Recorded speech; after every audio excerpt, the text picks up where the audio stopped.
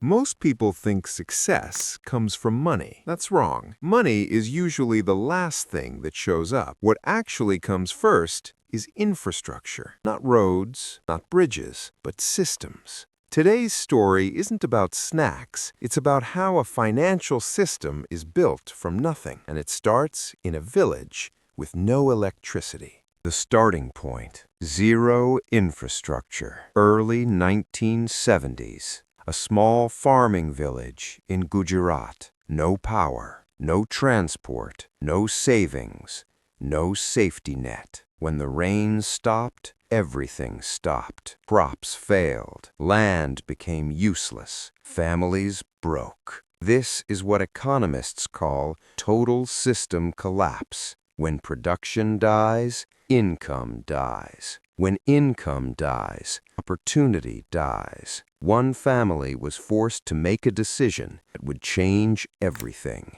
Sell the land, take the cash, leave. That money wasn't capital, it was runway. And runway is different. Capital grows businesses. Runway only gives you time to survive. First financial lesson: survival comes before vision. 3 teenage brothers moved to the city. No degrees, no skills, no contacts. They tried farming supplies, failed. Tried trading, failed. Lost almost everything. This is the phase nobody talks about, when motivation doesn't help. Dreams don't help. Only cash flow matters. Eventually, one of them got a job at a cinema. Not management, not office work. A canteen helper. Low pay, long hours. This is where the real lesson started. Second financial lesson: cash flow beats status. The job paid almost nothing, but it paid every month. That's stability. While others chase titles, smart people chase reliable inflow. He didn't treat the job as small. He treated it as training. He learned speed, customer behavior, demand patterns, peak time pressure. Without knowing it, he was studying microeconomics in real life. The hidden signal most people miss. During movie intervals, people wanted one thing: fast food, cheap, consistent potato chips. But supply was always a problem. Late deliveries, bad quality, unreliable vendors. This is the moment most people complain. He didn't. He saw a supply chain failure, and every supply chain failure is an opportunity. Third financial lesson: businesses are born from bottlenecks. He didn't think, "I'll start a company." He thought, "If supply is unreliable, I'll control supply." That's infrastructure thinking. Instead of competing on ads, branding, or hype, he competed on availability. He built production behind demand, not before it. A small setup, basic machines, endless trial and error. No investors, no loans, just reinvesting whatever came in. This is how real businesses grow, quietly, slowly, without collapse. Why most educated people lose here. Highly educated people overanalyze. They wait for perfect data, perfect timing, perfect funding. By then, the window closes. He didn't overthink. He tested, adjusted, improved. Infrastructure isn't built in spreadsheets. It's built on the ground. Fourth financial lesson: distribution is the real power.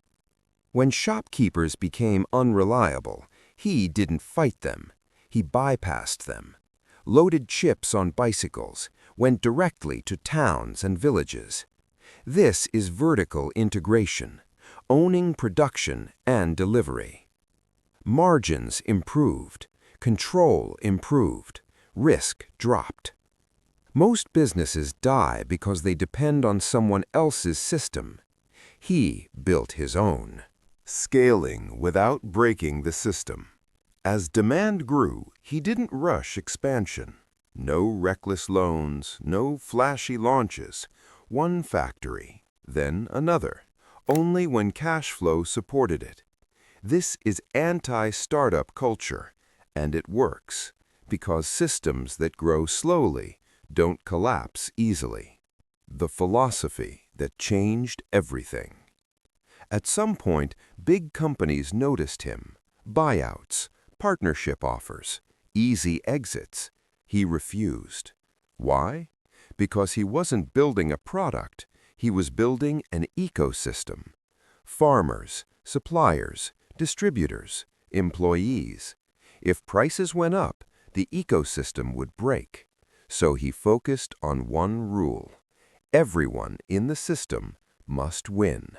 Fifth financial lesson. Service creates demand. He didn't believe in pushing sales. No targets, no pressure. Make something people want and let demand pull supply. That's how infrastructure scales. What this story is really about. This isn't about chips. It's about how cash flow beats funding, control beats scale, distribution beats branding, systems beat motivation, patience beats hype. Most people chase money. Smart people build systems that money flows through. Final thought. If you're broke, you don't need motivation. You need infrastructure thinking. Ask yourself, where is demand failing because supply is weak? Where can I control a small piece of a system? How can I reinvest instead of upgrade lifestyle? That's how real wealth is built.